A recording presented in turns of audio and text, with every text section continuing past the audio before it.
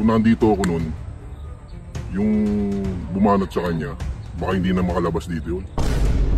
Siguro si kasi tingin ko, kaya kayo lang yun. Pare-pares kayo mga kupal eh. Nasa bahay lang ako. Tinatanong niyo na kung nasan ako. Parang bibintangan mo kami. Magandang araw nga pala sa inyo. Oy, si Kernel. Magandang araw, Kernel.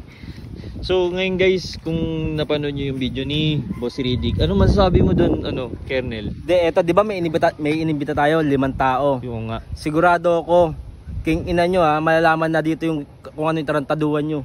So, yun nga guys, nag-imbite kami ng 5 individual para kunin ang kanilang salaysay tungkol sa nangyari kay Boss Riddick. Tsaka ewan ko, Mr. Ben, kung hindi pa natin malaman dito kung sino gumawa nun. Pero dito sa 5 to, malalaman natin. Tangin agad-agad.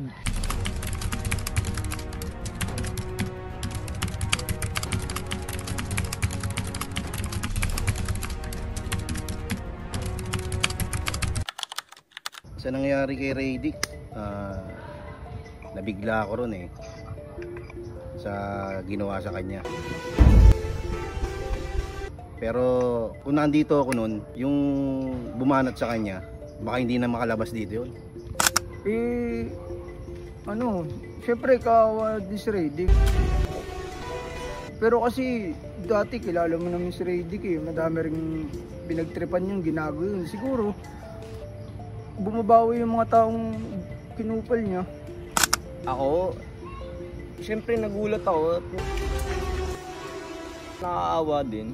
Kasi parang kapatid na rin namin si Riddick Dating kagrupo namin yan di ba? Nasa Cebu ko nun yung time na ginulpi si Riddick. Nasa bahay lang ako. Ba't tinatanong niyo kung nasan ako? Nung oras na yun, nasa nasa bahay ako Wala akong idea dyan kung sino yung bumanat kay Riddick na yan Isa pa, ang labo nung ng mukha nila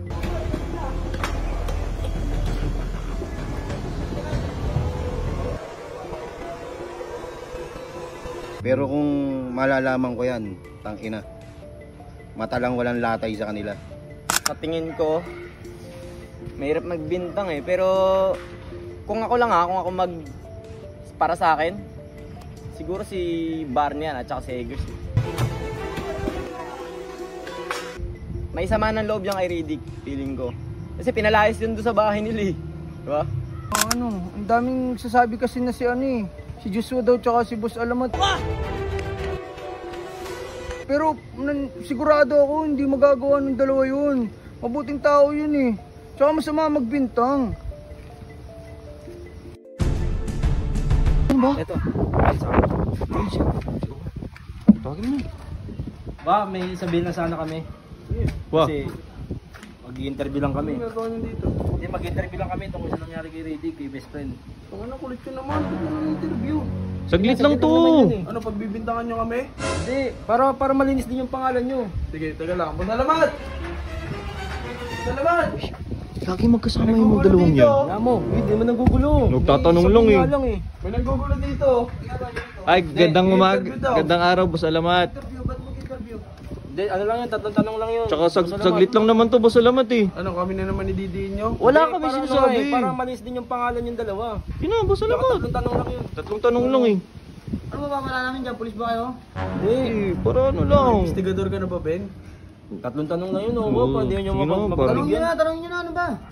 Wala. No comment ako doon. Kung ano man nangyari sa kanya, hindi ko naman na Ano masabi ko? Deserve niya yun, kupal naman siya Dik! Ano sa'yo? Sinong buhasin yan? Ano bang araw yun? Basta, ang alam ko naglilipat kami dito Busy kami ni Boss Alamat Nasaan ako nung oras na yun? Di mo ba narinig kanina? Magkasama kami ni Owen, naglilipat. Tanga ka ba?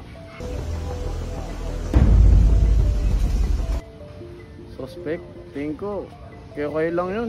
Pare-pares kayo mga kupal Suspect. Parang bibintangan mo kami, putang ina. Tigil mo nga yan, putang ina mo.